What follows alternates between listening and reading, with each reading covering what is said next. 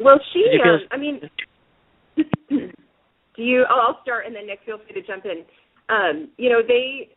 Jodi started to practice it prior to meeting Travis when she was with Daryl, and Daryl describes in one of the interviews that he does that she started to develop what he called magical thinking, and he's exactly right. That's what it is. It's magical thinking.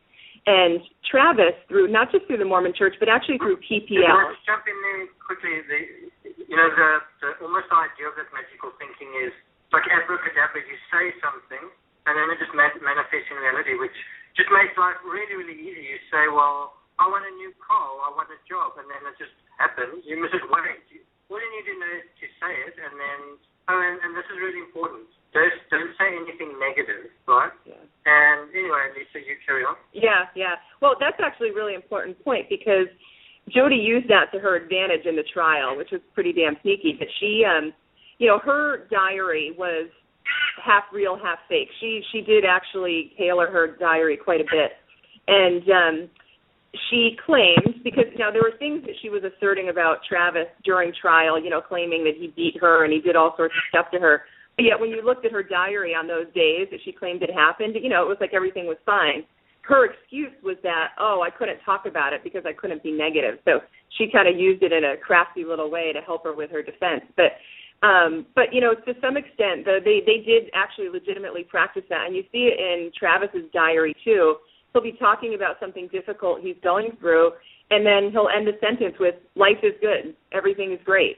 And, and so...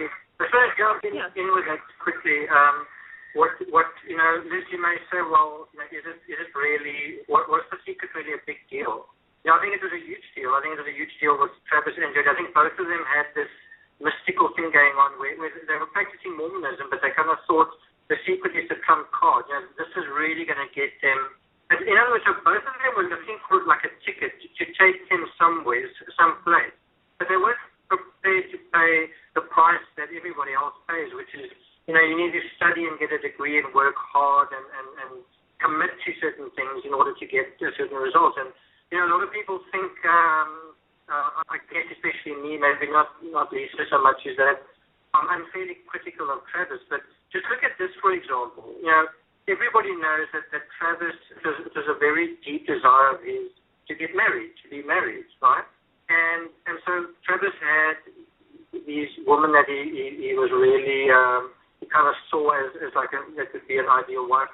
One, ironically enough, her name was Lisa. Another one was Mimi, for example. But as much as he adores them and loves them and kind of idolizes them and thinks they're ideal, he's not prepared to be the ideal man himself. He's not prepared to give up Jodi, for starters. He's not prepared to be a sort of honest, like how can I put it, a guy who's committed and dedicated and in a relationship with one person. And, I don't know what the undercurrent was with his relationship with Mimi, but I kind of got the feeling that she kind of got the vibe a little bit that, this guy, like Mimi would have been like, for example, we're going to have sex when we get married. And whereas Travis has been having sex all along, even as a Mormon. And maybe they're not used to that, whereas Travis is used to that. And he's not used to being with someone who's going to be like, wow, why are you sort of putting your hands all over me kind of thing. So I'm just saying, this shows the sort of thing of, I want to be married, but I'm not going to pay the price to be with the kind of person that I need to be with. All I'm saying is that same kind of magical thinking of, I want something, but just because I want it, I deserve it, or I should have it, or whatever. And, it's something which is kind of a little bit implicit in all of us. Is in our society, we go to the supermarket and we buy things that we didn't grow. When something breaks, we throw it away and we buy something else. And there's a little bit of that magical thinking involved in that as well. We want something, we see an advert, we buy it. And we forget that the underlying process is involved. And, when it comes to consumption, we may not think it's a big deal, but then something happens to us. Like somebody dies, someone that we were close to, or a relationship doesn't work out, or something like that. And then we don't understand it, and we feel like we didn't deserve it, and we've got nothing to do with it, and it has nothing to do with us. When, of course, it does. And it's because of this disconnected sense of the secret thinking, where if I think it, if I say it, that's all that's necessary. I don't need to do any work. I don't need to take any responsibility. And it's in that sense that Jodi and Travis are wonderful people to look at, like almost in a fairy tale sense of how badly your life can go wrong when you make such a simple but profound mistake with your psychology towards yourself and towards others and towards life. Yeah. Yeah. Okay, interesting. Now, I know that her past relationships, her past boyfriends would say that she needed mental help, and her family said that she needed mental help. Did Travis as well feel that way about Jodi? Oh, yes. He always said yeah, they all. Yeah, no, they. But she was. Even her mother did so. Yeah, her mom did when she was when Jodi was first arrested. There are some actually really interesting tapes you can find online of the interrogation. But there's an interview with the mom and the dad talking to Detective Flores, who's the lead investigator. And she, the mother's kind of beside herself that her daughter was just arrested, and she can't understand, what the hell, because Jodi's been hanging out for the last week and a half since Travis has been killed, or 2 weeks or whatever, acting like no big deal, you know what I mean? Like, she's been hanging out, and then when she does find out Travis is dead, she puts on a big old act like, oh, my God, what happened? So they were, really hoodwinked that their daughter killed him, although I will say I think that they weren't quite as hoodwinked as they acted. I think somehow they knew, deep down. But she says to Detective Flores, that Jodi's friends used to call her and say she needs help. They'd call the mother in the middle of the night and say, your daughter needs help.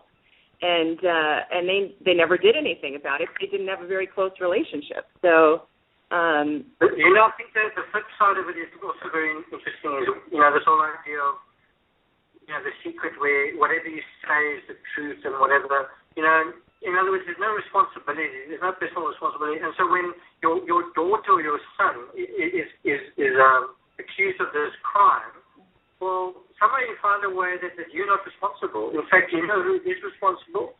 The victim. And it's Travis's fault. Travis abused Jodi. And so in a weird sense, even Jodi's mother, maybe her sisters, I'm not quite sure of the extended family so much, but certainly her mother, the mother should feel guilt. Her mother should feel responsible, but she doesn't want to feel that. So how will she feel? I mean, you must remember Sandy Arias testified on Jodi's behalf at sentencing, and she was saying, well, what, we did the best we could, and it's kind of rationalizing the whole thing. It's kind of saying, Jodi's actually, she was a sweet girl, and it's saying all the good stuff about it. None of it's really saying, me as a mother, I should have known better. Me as a mother, I should have recognized the signals. I could have done this. I could have done. It's none of that. Yeah. And ultimately, the message you get from Sandy Arias is along the lines of, Travis didn't treat her very well, and so blah blah blah blah. In other words, it's actually not Jodi's fault. It's also not the mother's fault. Mm. And you find it very interesting in a number of these cases where I think if it was most of us, we'd be like, even if it was a family member, we'd be like, wow, how could you do that? And, how does that look to me, being your relative? But the public response is, well, we're not responsible. And as soon as that's your response, you create a lot of problems, including for the perpetrator. In Jodi's case, her mother supporting her. In Oscar's case, his brother supporting her, his sister supporting her, and his uncle, and everybody supporting him, then can he really be that bad? And you can imagine if it's a situation where your family says to you, what you did was wrong, then you need to admit it and you need to say you're sorry. That's it. Yeah. But when they say, no, it's not your fault, it's the system and whatnot. So, yeah. Well, it's not hard to see that. I mean, you see that in quite a few cases, these high-profile cases where the parents are supporting the kids. And you kind of get a sense of, like Casey Anthony, like Scott Peterson, you get this sense of, you start to understand how these kids became adults and how they ended up, and I'm not saying that the parents are directly responsible, but they do have some culpability. And the more that you allow your kids to get away with that stuff and to make excuses, that's what happens. They become entitled and they do whatever they feel that they can. So, and then I think that the parents do get to a point where they, for their own self-preservation and because of their own guilt, and they go along for the ride, and they sit there in court and they pretend like everything's fine and blame it on the victim. Now, another thing I found interesting in Jodi Arias' case with on the theme of obscurity is that all of her family, nobody stood up and gave her a character reference. No one in her family, none of her ex-boyfriends. They all seem to want to stay out of the spotlight, right? Yeah, she claims, now in an interview, Jodi claims that that was a defense tactic. That's completely untrue. I think that Jodi lied so much during trial that for any one of those people to get up on the stand and speak, they would have had to perjure themselves. And I don't think any of them were prepared to perjure themselves. You know, it was different when Sandy spoke during, hang on one sec, I'll let Nick wants to answer this too. But, it was different when Sandy spoke at the very end of trial because at that point, trial was over. It was just for sentencing. So Sandy can get up and say whatever the heck she wants.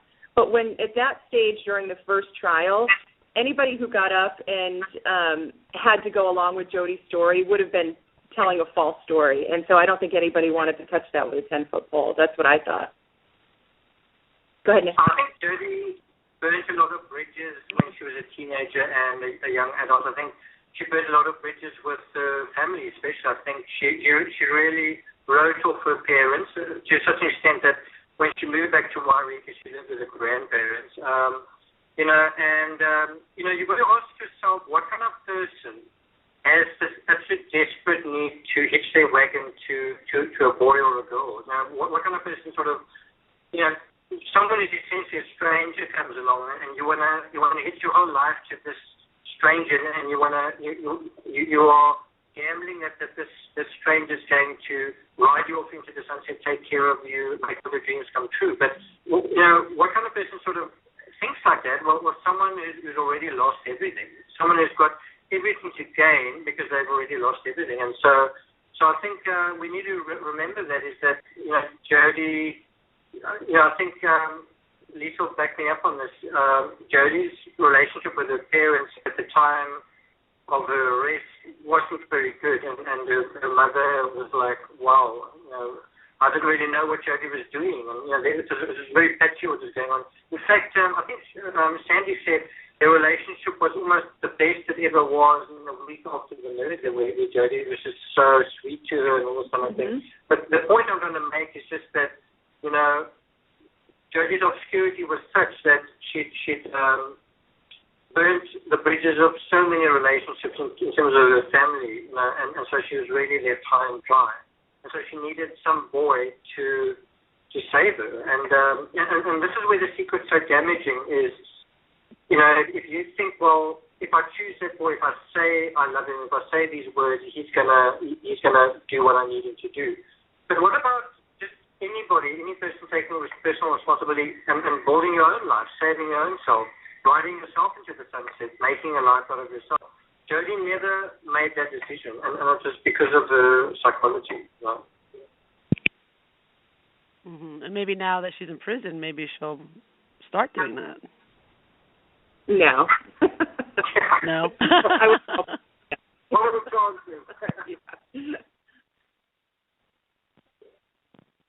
So, but now you think she's gotten worse now that she's back into obscurity? That she's just going to get worse and worse?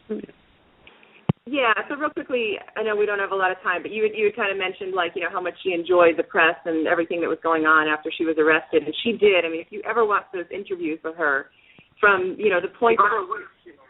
Oh, God, yeah. I mean, from the point that she was arrested all the way up through the very end of this last trial, she is just eating it up, because it's all about her, and she finally is significant. It doesn't matter what she's significant for. It just matters that people are talking about her, And so she has become, and we use this reference quite a bit. Nick came up with this, and I just think it's brilliant. She has become a fully formed chameleon. It's like she finally became the person that she never was. She's always going to be significant, and nobody's ever going to forget about Jodi Arias. It doesn't matter if she's in a prison for the rest of her life. We're all still going to be talking about her. So she won in her own sense. She did. Yeah. Lisa and I were talking about, Jodi was saying, she wants to kill herself, she's suicidal and so on. And yet, we were talking about, is Jodi likely to commit suicide in jail? And both of us said, it's very unlikely because she's now who she wants to be. She's somebody, even if she's in jail.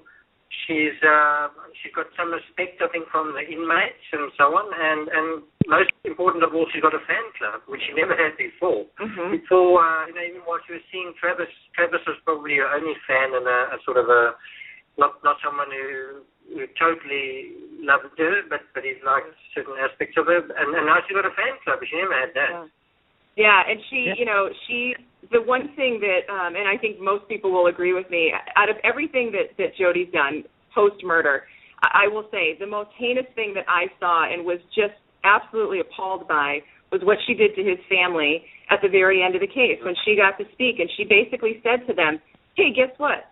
I actually I do remember killing your brother, even though I lied in court. Well, I'm paraphrasing, but, she lied to the court and said she didn't, but she got up and said, hey, guess what? Right. Yeah. Okay, well, we're out of time, but Obscurity by Lisa Wilson, Nick Van Der Leek, available on Amazon. Thank you for being on True Crimes Podcast. Thanks for having us. Bye. Take care.